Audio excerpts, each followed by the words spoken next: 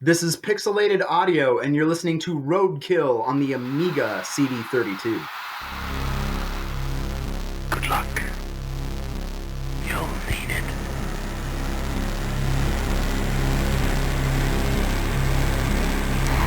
Showtime.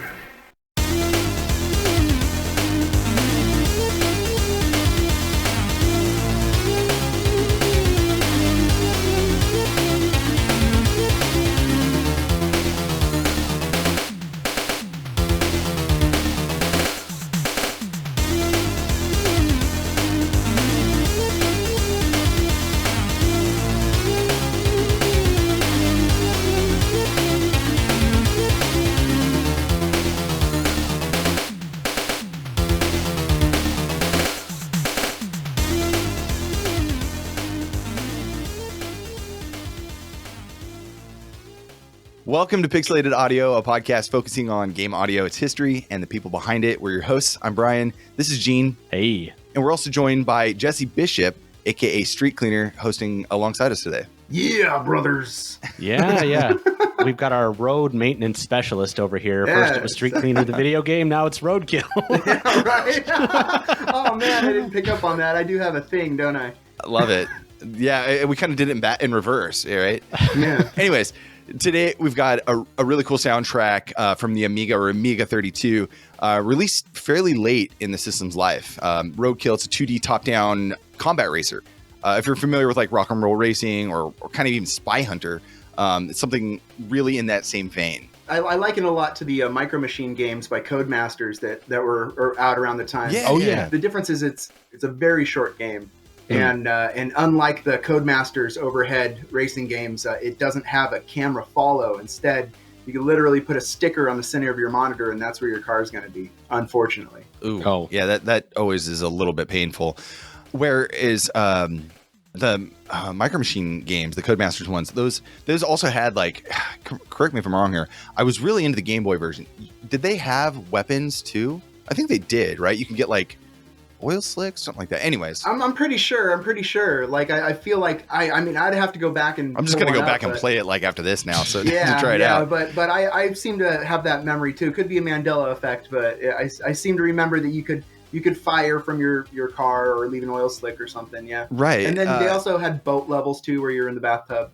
Yep. I love that. The soap and stuff. Yeah, you'd have to avoid the soap. That was your border, was the soap. That's the most creative thing ever. I love it. Yeah, that was great. We've got a lot to talk about here. This is a really interesting game. Well, the music's really interesting anyway. I don't have any memory of this. I don't remember it at all. So this totally missed my radar. There's like, I don't know if you can see, Jesse, there's an Amiga behind me, actually. Amiga 500. Oh, snap. Look at that. And then a PC 98 right next to it. Look, my God. They're dating For after hours, yeah. But so why? What is it about this game? Because this was something that you wanted to collectively do a show on. So why, Roadkill? Well, I listen to video game music almost exclusively, and I want to hear things that aren't popular. You can only listen to the Halo theme or Super Mario Brothers 2 so much, and so we're lucky enough to where, like, in the days of the internet, people are putting together playlists and stuff like that of random stuff online. And there's a video somebody put together back in, I think, 2015, and it was just it was like 5 hours of Amiga music. And so I just hit play, and I'm working along doing what I'm normally doing, and then my ears perk up because I hear something, this thing. I've got a kind of like a running joke with a group of friends of mine about butt rock and video game music. Butt rock is where hair metal had moved on from hair metal, and grunge was the big thing. But for some reason, there's this middle ground between hair metal and grunge, and that's butt rock. That's that chugga chugga dugga dugga thing. So every time we find a new game that has butt rock in it, which is actually very prevalent, in the mid 90s. Oh yeah. We like, oh hey, found a new one. Oh hey, here's this one, here's that one, and I found this one. I was like, oh my gosh, this is great. This is like the most, like, you could tell immediately that, it's an Amiga soundtrack, so it's a mod, but it's like I haven't heard butt rock really on a mod before. It usually came around the CD era. So I went looking for the soundtrack, and the song that I had heard in this playlist was nowhere to be found. Everywhere where there was a compendium or archive of this game's soundtrack, there was only 3 songs. there's the intro theme, there was a song from the game, and then there was an end theme, and that's everywhere I was going. So I knew that, in this game, there's got to be more music, and I'm pulling up long plays of the game, and sure enough, there's more music in the game. I downloaded the game and was playing it on an emulator, and sure enough, there's more music in it, but why isn't it accessible? Like, how come people haven't backed up?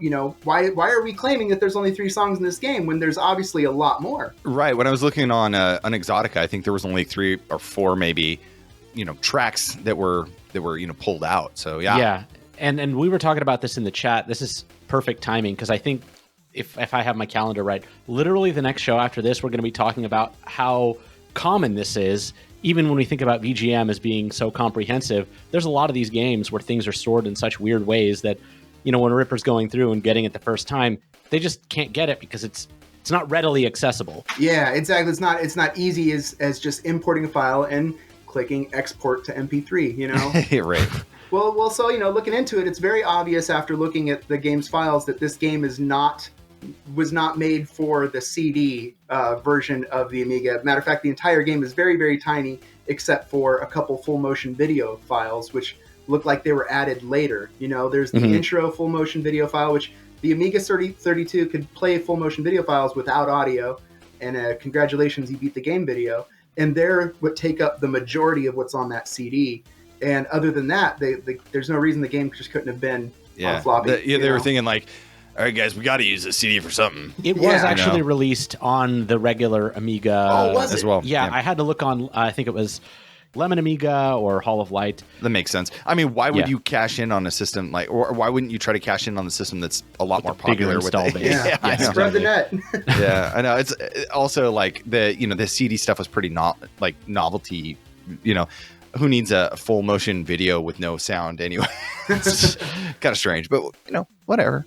We got to fill up the CD, guys. Well, what's funny enough, the video would play, but the all the audio, there was sound. It was from this single mod. Right. Yeah, and there was actual cues written into certain times of the video would trigger different patterns within the mod. Oh, really? Yeah. So cool. We'll get into this a little later, but when putting together the theme, I actually had to go through and actually be creative onto where the song went from there. Because depending on how you played the game, it would just cue different segments. So rock on. Very cool.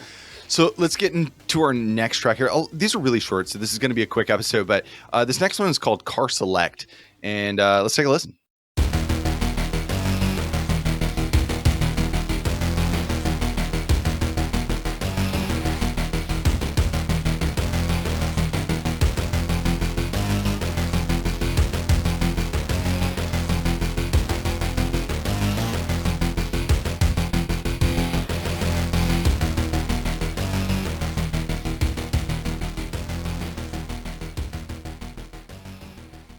All right, that was Car Select from the game Roadkill on the Amiga and CD-32, composed by Blair Zuppicich, who we have not mentioned yet, but that is the composer, and we'll talk a lot more about him as the show goes on.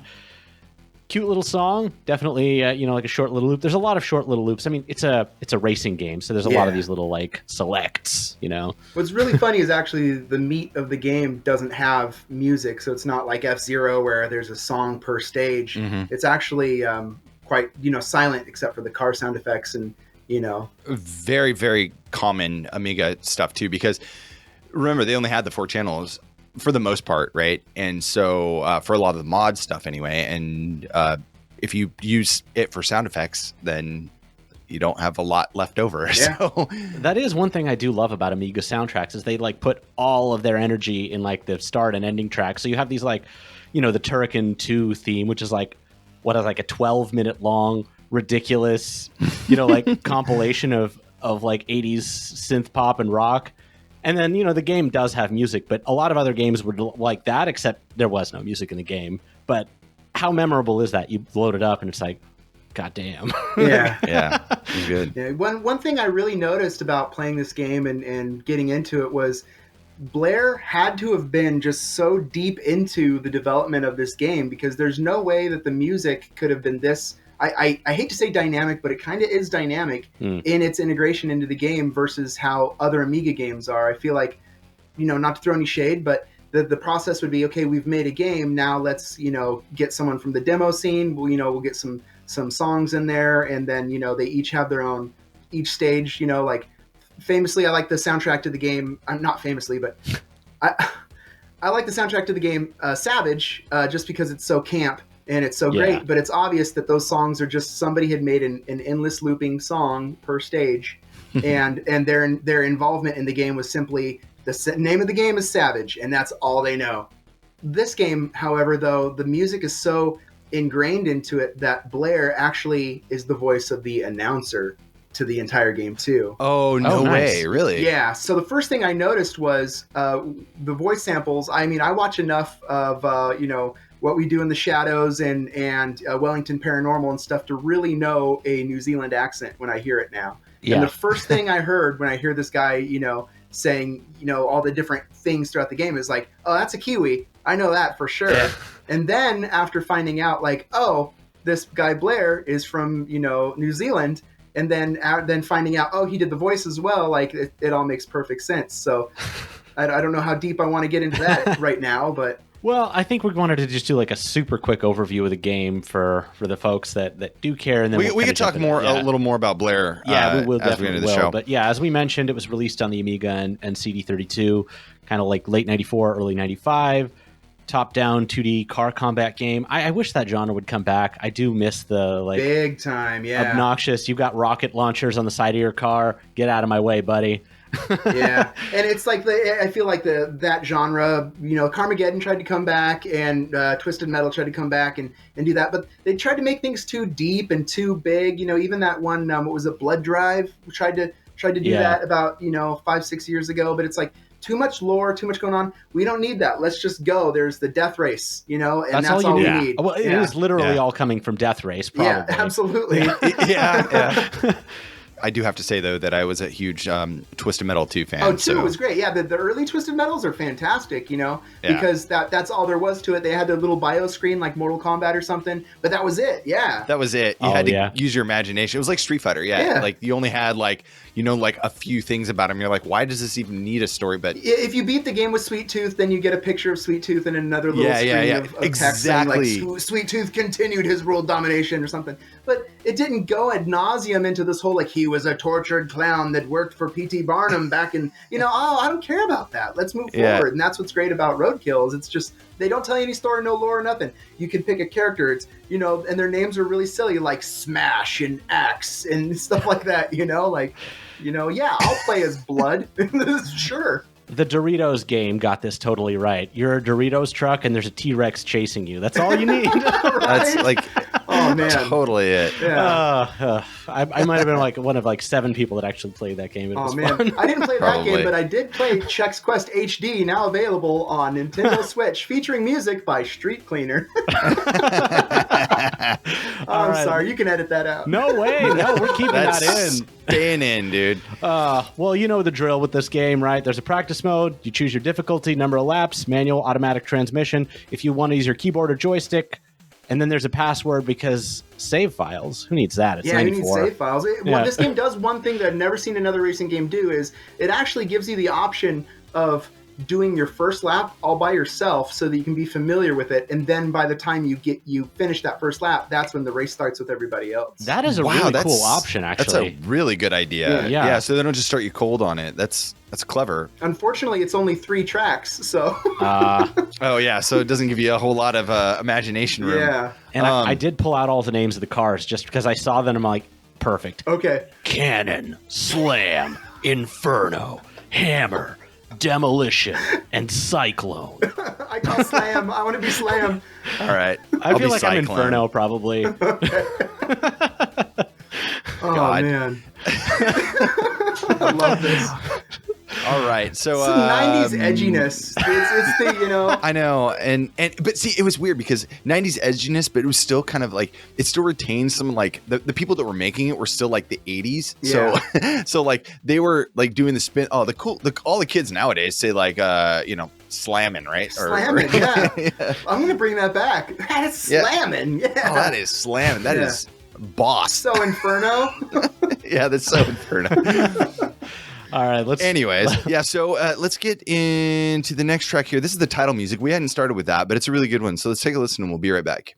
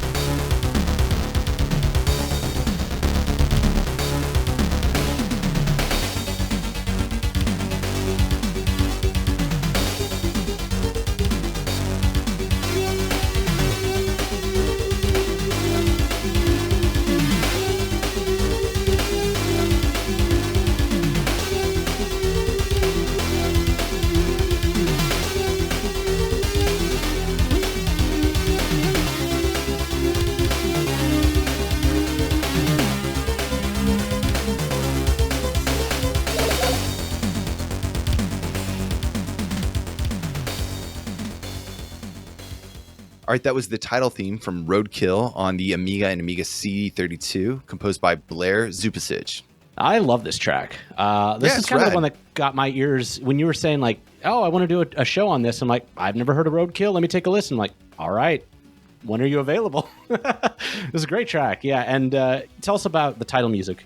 So on the CD version, which I guess I didn't really look too far into why there's two different med files of the same stuff, but it makes sense now that learning that there was a non-CD version, because on the CD version there's a rather long FMV video that's a CGI, and the CD32 you could play full motion video, but it didn't have audio combined with that video file. So the mod, which in this case would be, what did you call it, med? Yeah, Octamed file. During the video, it would queue up different patterns from the primary music Octamed file, and when things would happen in the video, like there's a car would burn out and hit the wall or something, the music would stop, and then the character would get out of the car, and then he would look down lane, and there would be an oncoming car about to kill him, and then all of a sudden the music would start again, like whee, and the car would hit him, and then blood would splatter on the screen, kind of thing.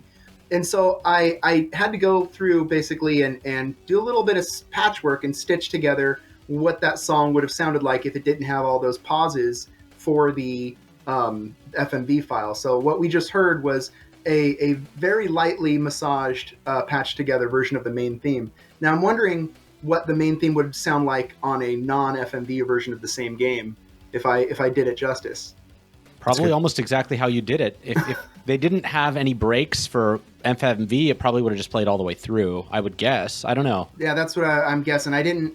Yeah, so I just kind of put them all in order, and I actually, to do that, I had the mod file opened up in 2 different instances of Mod Plug Tracker, and then I would play one and see where it would go on the left instance, and then on the right instance, I would manually type in, okay, this pattern follows that pattern, and I would take out all of the instructions to automatically forward patterns, so that it would go into the pattern layout that I had made. No, that's interesting. Do we mention, I think you brought up earlier, Gene, that this was released later in the life cycle, right? Yeah. It's interesting he's using Octamed, but it was designed for the AGA, which the higher end graphics style, and there was a conversion for the 32. So like that was that reason why, because they could have the AGA graphics on the 32, it's just the CD32.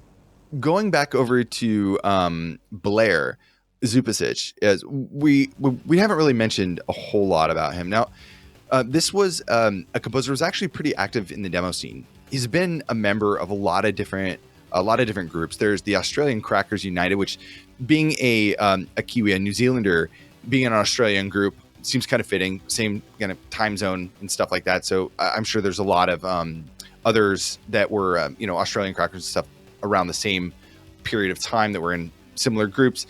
I don't know much about that group as much, but there's also another group that he was part of, Freedom Force, which was a more international group, and that had people from all over the world.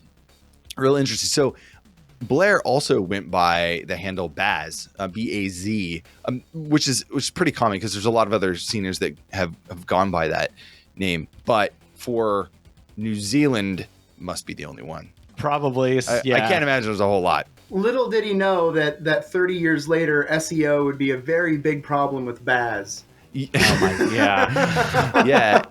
So, I mean, he's got a lot of stuff that he's worked on over the years. And I think that kind of rough time span is about, I want to say from like late 80s, so 1987, 88, until about the early to mid 90s, and then did a few things like for games, obviously. So I think did a few other titles on the Amiga, nothing else. I'm trying to think. There's like Seek and Destroy, which also came out on CD32 and then Amiga proper. Series 7, Woody's World, and then Zombie Apocalypse, which I'm not too sure about. This came out in 1994 by Acid Software, so it's a crosshair kind of shooter. But all the games are really pretty. Yeah, they really are. They really are. Whoever they had on their visual team there was really firing on all cylinders there. Yeah. And one thing about Seek and Destroy though is it's so similar in control and style though to Roadkill. Oh yeah. You know, because it's the overhead, the camera. You could put a sticker on your monitor, and that's where your helicopter is going to be. But see, this with a helicopter, it makes a lot of sense because it reminds me of like Choplifter 3 or something like that, or just Choplifter, I think, and where you kind of fly around because you are the focal point, right? Whereas the car, it's kind of like a little dizzying, maybe. I don't know. Anyways. Yeah, well, I did want to really quickly mention the developer and the publisher. I'm not going to go into huge depth because, frankly, I don't have that much information, but it was developed by a company called Vision Software, software development studio in New Zealand. They were founded as Art Computer Software in '89 by a few folks, Paul Andrews, Cameron McKechnie, Rodney Smith, and Mark Sibley. Changed to Vision Software in '91, and they were close partners and friends with Acid Software, the publisher. I mean, let's be honest, in the early 90s, how many game devs were there probably really in New Zealand? So, it was like they go 2 doors down and it's the other one. They Acid Software was the publisher. Brian mentioned a lot of the games that Vision Software did, Zombie Apocalypse, Cybernetics also. There's another game called Overkill. And Overkill's rad. Cybernetics is also really cool, I've too. never played any of these games, but I agree with you. They do look really good. I think from this list, the only one I really haven't tried is this. So Yeah. It looks like Toxic Bunny got an HD remake in 2014. Oh yeah. Toxic Bunny. Oh, Yeah, and that's also by Celestial Games.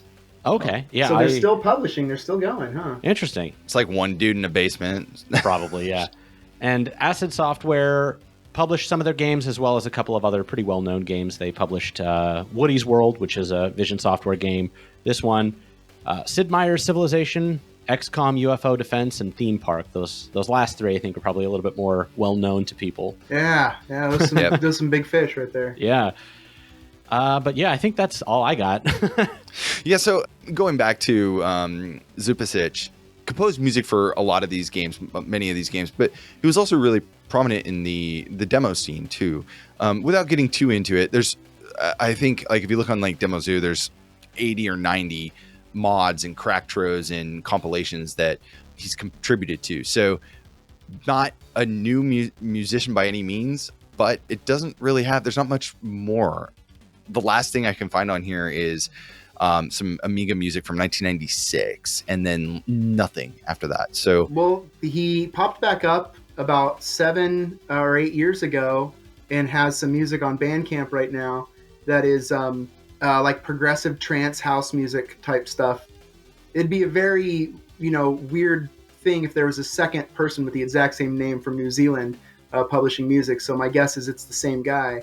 But it doesn't seem like, it seems like maybe music is either he changed personas and it kept on producing under a completely different name that I haven't been able to find, or just music just took a backseat to something else and then came back around 20 years later. Wouldn't be the first time that happened. In fact, a lot of sceners, have other jobs, families, kids. I mean, we talked about this on Impulse Project like numerous times, but life happens, and yeah. Absolutely. All of a sudden, you got other fish to fry. So yeah, I get it. Let's get into our next track here. Gene, what do we got? Well, actually, before we got some tracks, we're gonna play a whole bunch of stingers. Because one of the things that Jesse's really made a good point about is a lot of this music and sound effects are really well integrated, in the sense of like he either did it or worked very closely with the sound programmer when you're playing the races. Kind of like a Smash TV kind of thing. These little like voice clips will play, if you collect a boost or whatever. So tell us more about that. Yeah. Yeah. So here's the neat thing. All of these stingers are in the exact same mod file as the music. So you get 3 mod files. One of them's a duplicate that came on the CD. And so you have your title music, your in tune, and then you have this big meaty file in the middle, which has every other every voice that you're going to hear, every other song you hear is all from this one mod file, and I imagine that's because you could use the same samples, across multiple different songs without having to have multiple mod files. Every single stinger is all using the exact same mod file, and it just recalls that different pattern, and the patterns have a terminator on the end of it. So when that pattern's done, it gets the command to terminate that, and then it moves forward, and it's not playing other music at the same time because it's silent during the race. But depending on how you do during the race will be dynamic as to what patterns it calls forward. So if you're leading the charge, you're going to get one stinger, or if you're in last place, you're going to get a different stinger. And some of the stingers are actually elongated and will actually build that sense of urgency. And it's not the first game to do it, obviously, because if you run out of oxygen in Sonic, you get the doot doot doot doot. Or if you jump on Yoshi, bongos jump into the song kind of thing. But it's still a lot more dynamic in ways that I don't think we would really see in video games until like Unreal came around and started doing the dynamic music depending on how deep you are in battle kind of thing. So yeah, but what you're talking about is almost like somebody using like the triple kill, except it's played as a song file to cut. Yeah, it is played as a song file, and so this is another really cool point is the voice files, which it's when you listen to them by themselves, it's completely obvious that it's Blair with the computer microphone, whispering into the microphone all close and saying like last chance or something, but the audio fidelity can only do so much. You're at what, like 8-bit 11.5 or something like that K audio file. So what he's done is in the mod file, there's going to be 2 instances of him saying that thing. One played at just a semitone, like not even like just slightly pitched down to where it phases. And they're so short that you get this cool audio 3D effect, especially when you add a little bit of panning. And it creates almost this, you'll hear it, it creates this cool computer sound that you wouldn't be able to do otherwise. So if it just called forward the file to play, Last Chance, it would sound like someone saying Last Chance in the microphone. But when you hear it on here, it's layered in such a neat way. It's so obvious that by the time Blair was writing music and stuff for this, he was so familiar into the ins and outs of all of the different commands inside the tracker that he was using. Last chance.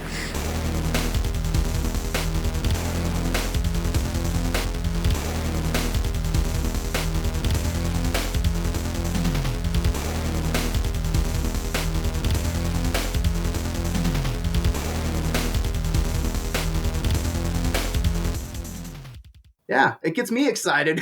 Yeah. Let's run through some of those. We could talk more about the Octamed stuff in a second, but yeah, let's play these singers. Which one you got first? I got You Lost and One, back to back, because, okay. might as well, right? Why not? Let's Bad listen. news first. You lost.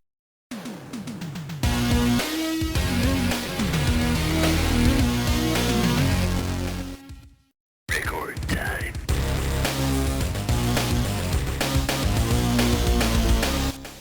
Record time. Record time.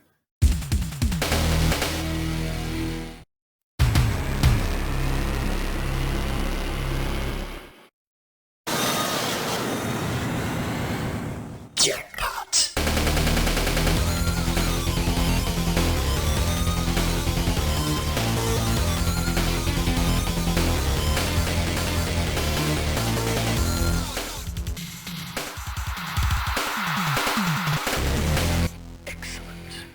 Going back to what you were saying, it allowed him to essentially make a tiny little music, thing and then throw a sample at the end of it. Whereas before, I think you were saying this in the chat, if it had just been triggered as a sample, like a sound effect, wouldn't have been able to do that. Yeah, you wouldn't have gotten that effect. And it makes it so much more like a, Saturday night's a great night for football kind of feel, because, it's, like when you're watching basketball and the guy comes in and he's, that's it for the half. And all of a sudden John Tesh, dun, dun, dun, dun, dun, dun, comes in.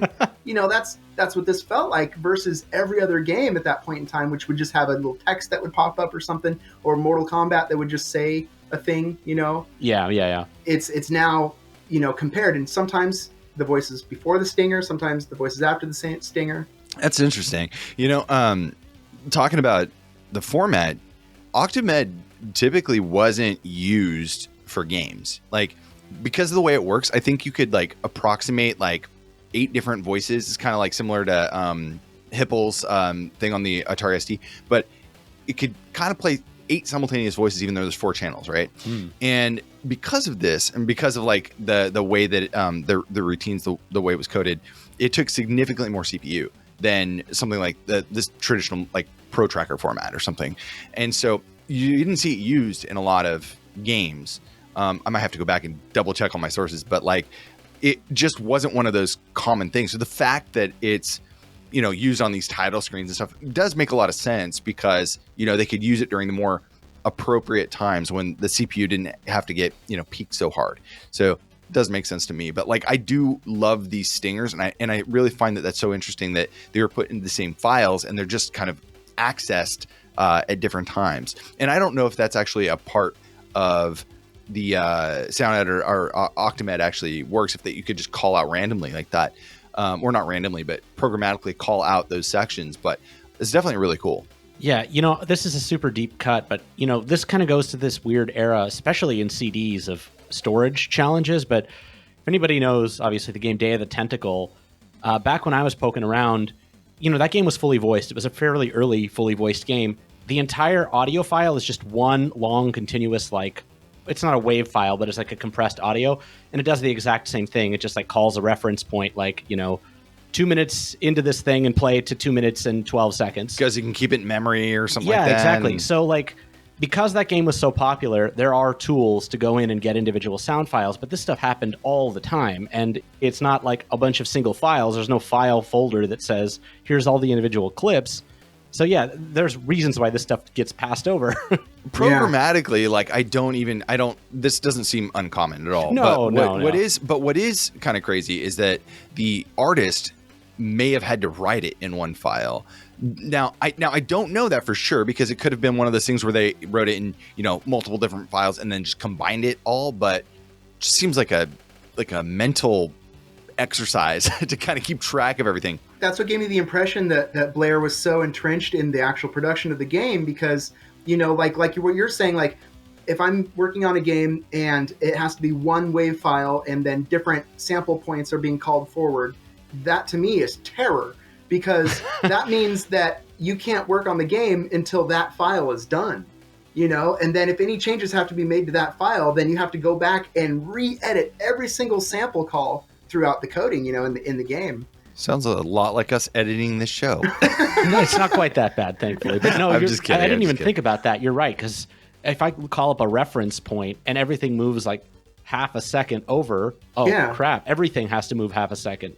We did some things in Street Cleaner, the video game, which is very similar, where basically like there's nothing is random, in computers nothing is random. What you could do is you could do your best. And basically we had this these little mines that would explode on the second to last stage, and how the particles would come out of the mines depended on where they were on the y-axis, which was as random as we can get. We just, Brooks just attached that to that number. Therefore, okay, if you take that number and then extrapolate, this is what your bullets are going to be.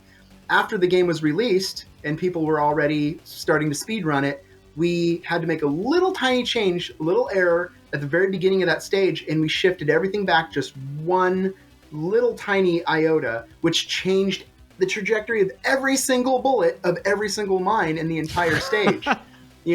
So I mean, what are we going to do? Like some people noticed, but I can imagine that would be the exact same thing. So the difference between like a WAV file is if you add anything to it, because you have a sample rate and you have sample numbers, if you add anything to it or change anything, everything after that has now been assigned a different sample to be accessed. I'm sorry, I'm getting very verbose on this. Well, no, but what it really sounds like is this was probably the smartest, most expedient solution to this problem, is having it be essentially a mod file that is played during the stage, but it's really being used as the sound effects channel. It's pretty clever. Yeah, and another neat thing about the mod file is that there are pattern numbers, so I could always add more patterns later. And in some of the tracks, you'll actually see it'll be pattern 8, pattern 9, pattern 8, pattern 54, pattern 8, that kind of thing. Yeah. Not uncommon. Anybody who's ever written on a tracker, Yeah. That's life. I mean, it's just like writing code. Like you don't want to have to rewrite the same code every single time. So if you have a pattern that works, just reference it again and be done with it, right?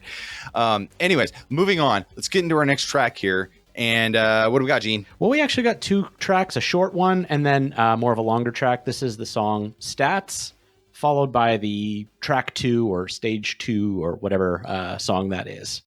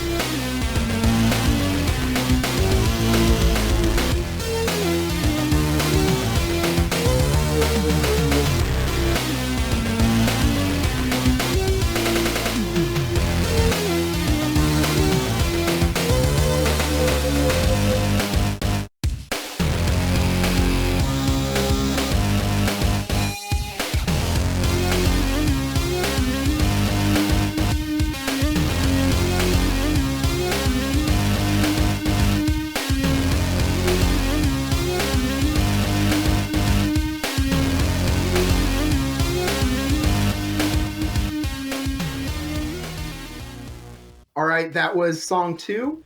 That is, depending on how you play the game, that'll be triggered at different moments in time. So it's not like it's any one particular stage. But that's got to be my favorite, I think, out of the whole soundtrack. Just because, unlike most Amiga tracking, where they fit in wherever they can, you got 4 channels, and we're going to shove as many sounds and stuff into the drum channel and stuff. That one actually breathes and lets sounds play to their full length. And there's even a little pause in there for the dun dun dun dun dun. Da, the less is more. That's cool. So I like how Blair could do both. I do too. And that reminds me of a very specific section of the Super Nintendo Battletoads. I think it was stage 1 or stage 2, has like a very similar kind of feel to it.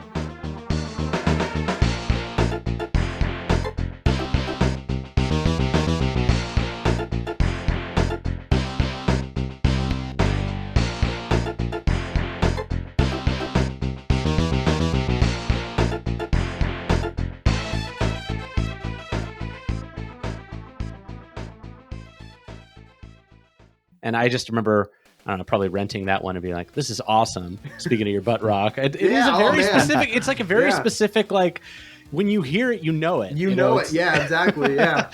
Now, anybody who hears this, you're going to now, every time you play some random, launched PlayStation 1 title, and you hear that,